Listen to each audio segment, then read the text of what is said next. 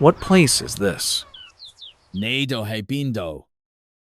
呢度係香港。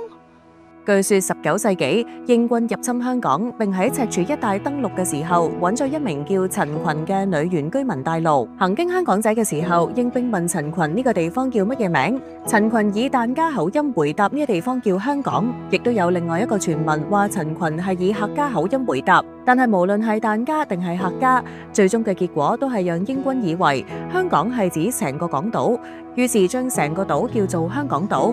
傳說呢個係香港之名嘅由來，聽起嚟有啲滑稽，但係事實上歷史學者經考證之後，亦都有一定根據。香港之名從何而嚟？仲有其他講法。第一，相傳以前香港海域有個海盜叫香菇，因此佢嘅勢力範圍就叫做香港。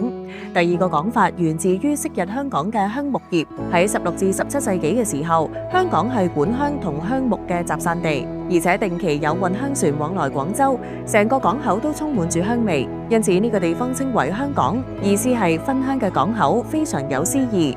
而呢個亦都係最廣為流傳嘅講法。至於第三個講法就最有圖有真相。早於明朝時，香港嘅名就已經出現喺書籍上。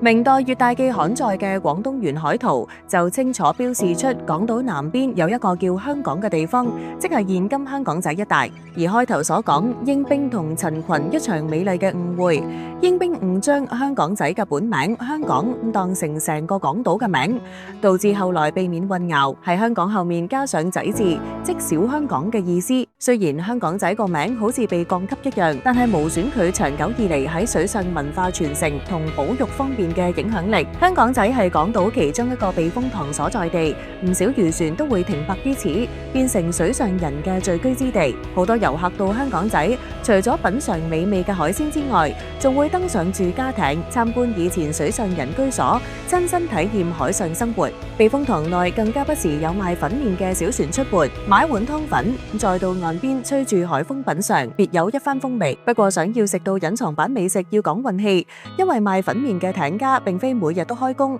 大家有時間不妨嚟香港仔呢度碰下運氣，尋找一下呢一個香港仔限定彩蛋。